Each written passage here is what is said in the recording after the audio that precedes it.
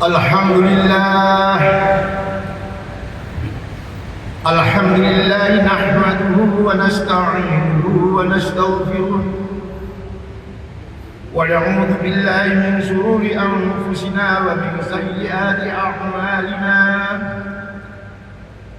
Man yahdihillahu fala mudilla lahu wa man yudlil fala hadiya lahu. أشهد أن لا إله إلا الله وحده لا شريك له وأشهد أن سيدنا محمدا عبده ورسوله لا نبي بعده. اللهم صل وسلم وبارك على سيدنا محمد وعلى آله وأصحابه ومن والاه. أما بعد فيا أيها المسلمون أوصيكم وإياي بتقوى الله فقد فاز المتقون. قال الله تعالى في كتابه الكريم: أعوذ بالله من الشيطان الرجيم. يا أيها الذين آمنوا اتقوا الله حق تقاته ولا تموتن إلا وأنتم مسلمون. Kaum muslimin rahimakumullah, pada kesempatan yang baik ini, pertama-tama marilah kita tingkatkan takwa kita kepada Allah Subhanahu wa taala dengan sebaik-baik takwa, dalam artian bintisali awamirihi wajtinabin nawahihi, menjalankan segala perintah-perintah Allah dengan konsekuensi dan meninggalkan segala larangan-larangan dengan konsekuensi pula. Marilah kita hubungkan jiwa kita dengan Allah Subhanahu wa taala yang telah memberikan kenikmatan kepada kita sekalian yang begitu banyaknya sehingga tidak mungkin kita sebagai manusia mampu menghitungnya. Sebagaimana firman Allah dalam surat Ibrahim ayat 34, A'udzu billahi minasyaitonir rajim. Wa in ta'uddu ni'matallahi la tuhsuha. Seandainya kau hitung semua nikmat-nikmat Allah, engkau tidak akan mampu menghitungnya. Pada kesempatan yang baik ini, kami akan menyampaikan khutbah dengan tema mengupas tuntas macam-macam nikmat Allah Subhanahu wa taala. Sebagian ulama membagi nikmat Allah ada 3. Nikmat yang biasa, yang kedua nikmat yang besar, yang 3 adalah nikmat yang istimewa.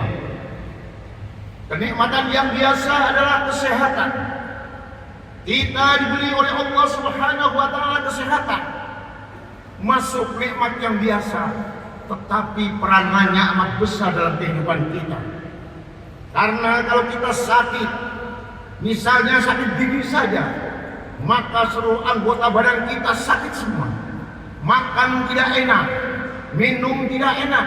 Ada orang bicara keras, rasanya seperti ditampar. Karena apa? Karena kita dalam keadaan sakit. Kita setiap harinya mendapatkan nikmat dari Allah Subhanahu wa taala. Cuma kadangkala tidak terasa. Kadang-kadang tidak ingat. Misalnya saja pada tahun 2019-20 ada COVID. Orang-orang yang kena COVID membutuhkan oksigen 1 jam sekitar 1 juta. Kalau 1 hari 24 jam berarti 24 juta. Kalau 1 tahun 1 bulan berarti 720 juta. Kalau 1 tahun satu orang menghabiskan uang 8 miliar 620. Tapi tidak pernah kita pikirkan bahwa nikmat Allah itu hanya kecil kaitan dengan oksigen, belum dengan kenikmatan panca indera kita, pendengaran kita, perasaan kita dan lain sebagainya. Kaum muslimin rahimakumullah, oleh sebab itu kita harus selalu bersyukur kepada Allah Subhanahu wa taala. Nikmat yang kedua adalah nikmat kategori besar, yakni kita beriman kepada Allah dan Rasul-Nya, termasuk kategori nikmat yang besar. Kita ingat bagaimana kondisi zaman jahiliyah sebelum Rasulullah Shallallahu Alaihi Wasallam diangkat, benar-benar parah. Kebejatan moral, siapa yang kaya itulah yang berkuasa, siapa yang kuat itulah yang menindas. Orang-orang miskin bertambah miskin, orang-orang apa bertambah lemah. Kenapa? Karena tidak ada aturan-aturan tertentu. Karena rusaknya mereka. Sehingga dalam satu tafsir Ibnu Qasim pada halaman jilid 1 halaman 465 dijelaskan, karena rajul idza mata wa taraka jariyatan alqa alaihi hamilu thawbahu faman ahannasa idza kana jamilatan tazawwajaha wa idza kana damimatan khabbasaha hatta tamtafa yarisaha. Yang artinya, tatkala ada seorang laki-laki meninggal dunia dengan meninggalkan seorang janda, maka ahli warisnya melempar baju di muka janda itu. Pertanda janda itu tidak boleh dimiliki oleh siapapun juga. Sehingga terjadi mungkin paman mengawini ponakan atau ponakan mengawini bibinya dan sebagainya.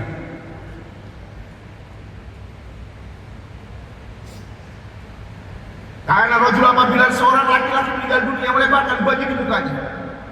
Kalau ternyata janda itu cantik dikawin sendiri, kalau jelek dimasukkan dalam kamar, hatta tamuta fajarisah, sampai dia mati baru diwarisi.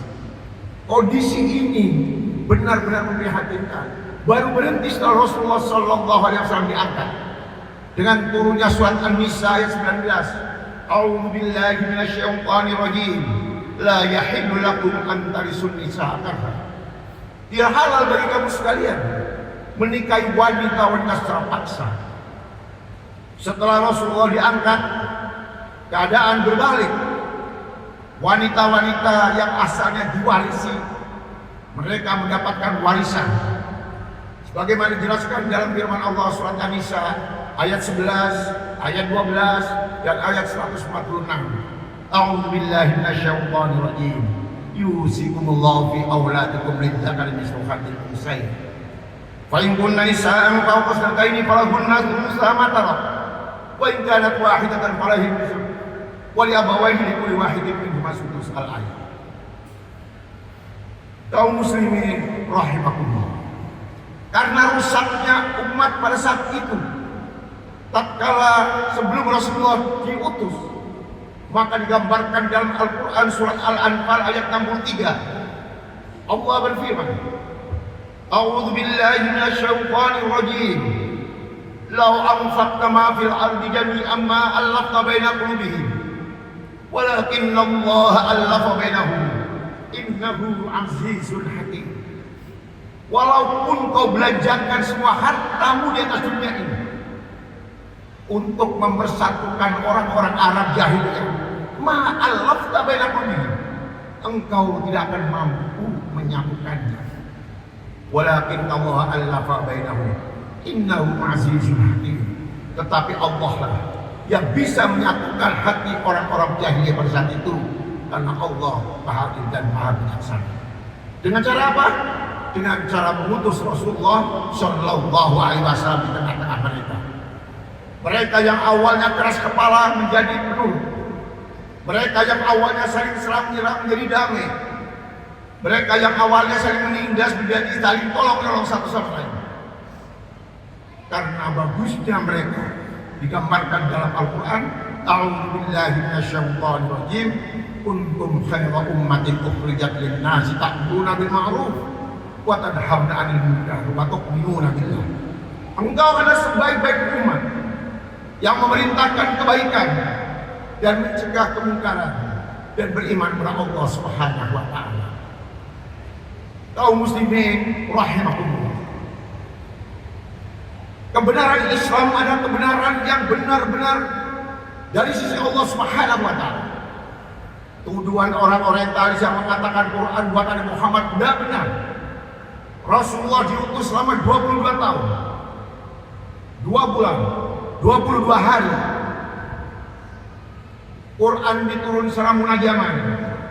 Lalu dikatakan oleh orientalis mengatakan buatan Rasulullah, tidak bisa. Kita lihat, Rasulullah adalah ummi. Yang kedua, Rasulullah itu adalah seorang yang tidak bisa baca tulis, dan Al-Quran diturunkan secara munajaman, bertahap. Mungkinkah Rasulullah mengatur sedemikian rupa? Kita lihat dalam Al-Quran tentang kata dan antonimnya. Al-Hayat sebanyak 145, lawannya Al-Maut 145. Yang kedua, Ad-Dunya 125, lawannya Al-Akhir 125. Yang berikutnya adalah Al-Iman 17, Al-Kufur 17. Berikutnya adalah Al-Bar 4 kali, lawannya Al-Har 4 kali. Dalam Al-Quran As-Saif musim panas sekali, lawannya Asyita musim dingin. Dalam Al-Quran dijelaskan Yaumun sebanyak 365. Dalam satu tahun ada 365 hari.